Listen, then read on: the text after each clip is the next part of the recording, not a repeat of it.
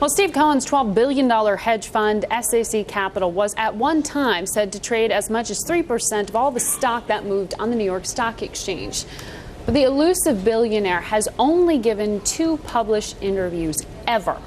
Vanity Fair special correspondent and author of Barbarians at the Gate, Bryan Burrough, got one of them. He joins us now. So, Bryan, how did you do this? How did it take this long? And why did Steve talk now? Well, it did. It took something like 4 months of negotiations to do it. I think he felt like it's finally time to come out of his cone of silence.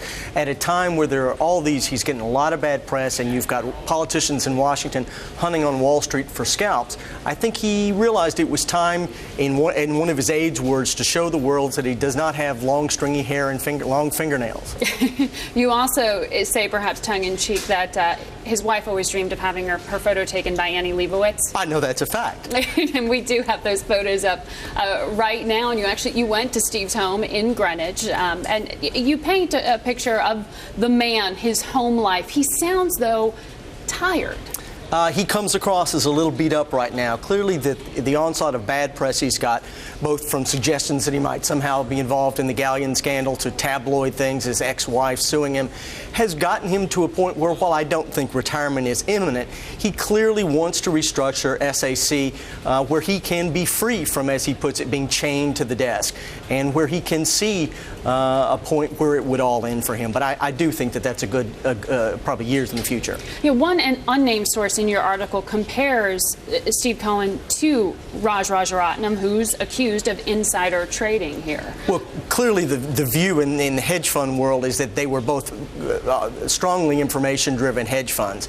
And I talked a lot with Cohen about that, and he does, of course, emphasize the importance of their compliance, but he would also candidly acknowledge that I think back in the day, before Reg FD and other rules were passed, that perhaps things were played a little faster and looser there. Before they're suggested to register, etc. But give me a sense, because in this article, Steve says he understands why Main Street is angry right now at Wall Street, but he doesn't understand why they're angry at him. Specifically, we pulled up a quote from your article.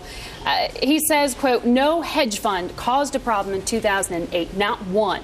The problems were generated by banks going overboard, housing prices, risky lending practices. The public, I understand, should be angry. I am too."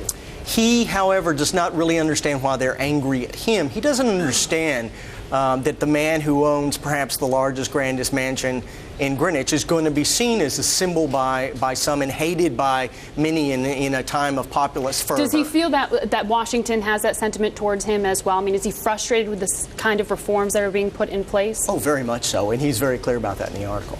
Mm-hmm. All right. I could talk to you all day about this, but this is coming out in the July issue of Vanity Fair. On newsstands any day. On newsstands any day. Congratulations on the interview, and thanks for coming and sharing it with us. My pleasure. Thanks. Bryan Burrough of Vanity Fair.